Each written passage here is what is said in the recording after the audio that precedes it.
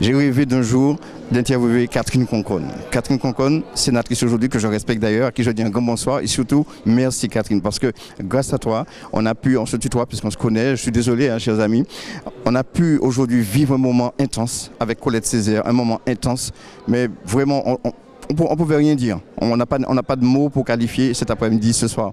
Merci encore. Oui, il me tenait dans ma première année de mandature de rendre hommage à Aimé Césaire. Pour moi, c'était important. Quand j'ai été élue, dès le lendemain, je me suis rendue sur sa tombe pour dire 2 mots et déposer une gerbe, parce qu'on doit tout à Aimé Césaire.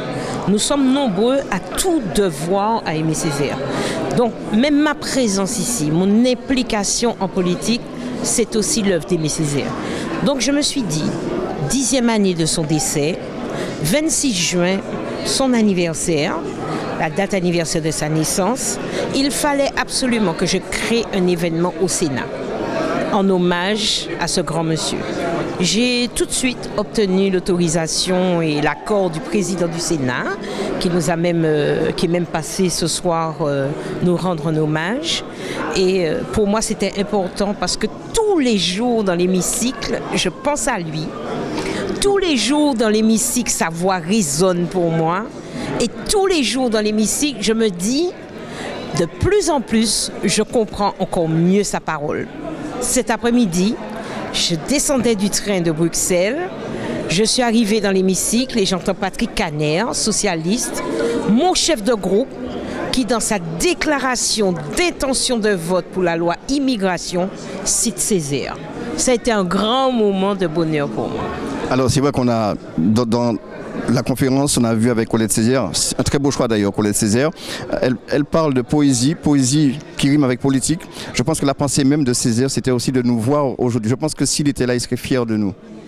Oui, de voir ces enfants qui ont retrouvé de la dignité, de l'amour entre eux, qui savent, comme il aimait à me répéter tout le temps, d'où ils viennent, qui ils sont et qu'est-ce qui leur est permis d'espérer.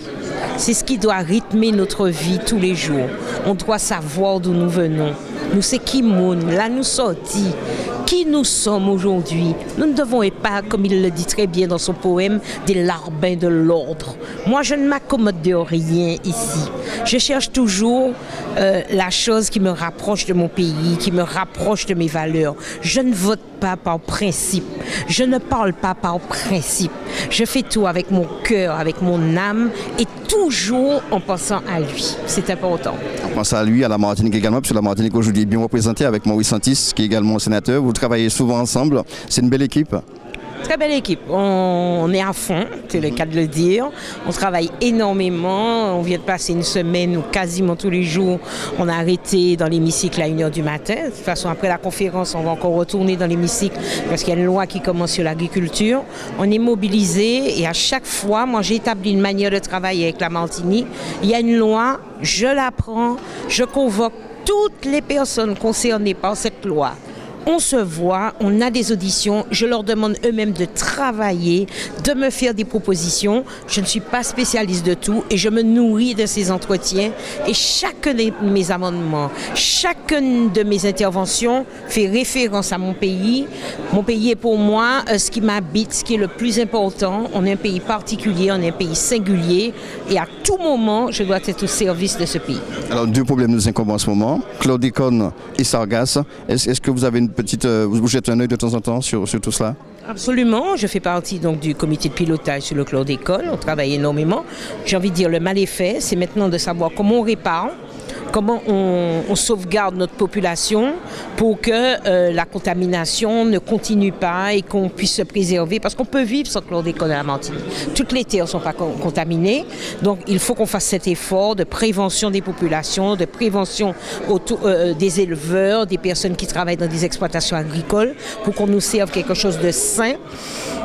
Il ne faut pas non plus qu'on diabolise nos agriculteurs. Ce qui a été fait malheureusement. Ça a été quelque chose de dramatique. Maintenant, il faut penser à demain. Il faut se lever, il faut résister et il faut être dans l'initiative pour que ça n'arrive plus, mais également qu'on répare l'essentiel. Deuxièmement, les sargasses. une catastrophe qui nous tombe dessus. La faute n'est pas à nous, ça vient du Brésil, ça vient du fleuve Congo, la déforestation, l'empreinte humaine sur la planète qui aujourd'hui, eh bien, elle se lâche. Et on se rend compte qu'on a fait beaucoup de mal, beaucoup de tort à notre planète et maintenant elle nous l'a fait payer très cher. Donc maintenant, il s'agit d'être en réactivité. C'est pas simple, il faut vouloir à personne parce que lorsque phénomène de telle ampleur n'a que 5 ans, il faut le temps de la réaction, il faut le temps de la réactivité. Donc les gens qui parlent, qui disent « pas qu'à faire rien, t'as pas fait, ministre pas fait, préfet pas fait, mais pas fait », non. Un tel phénomène depuis 5 ans c'est rien dans l'histoire d'une humanité. Il faut donner le temps à l'homme de réagir, d'être en réactivité, de travailler et de pouvoir être dans l'initiative. Et beaucoup d'initiatives naissent. J'ai vu des barrages flottants. Le peuple martiniquais, une fois de plus, est dans la résistance et dans la résilience. Et je crois que dans quelques années, les sargasses ne seront plus pour nous que mauvais souvenirs. Un dernier petit mot pour nos amis qui vivent à Paris. Nos amis qui vivent à Paris, eh bien, on est en train de travailler un gros dossier qu'on a appelé « Aller virer ».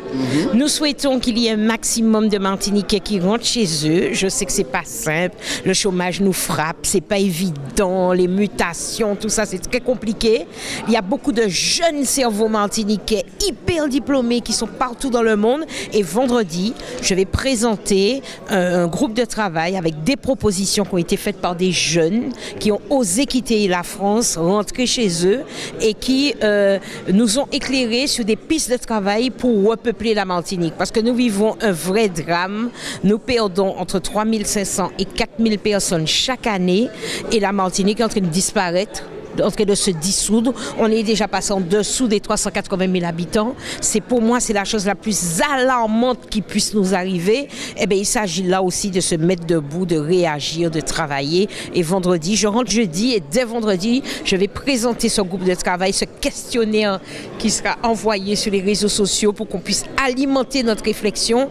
Mais à tous ceux qui sont ici, je leur dis, n'oubliez jamais votre pays, n'oubliez jamais d'où vous venez et mettez-vous un jour en tête, faut que moi virer.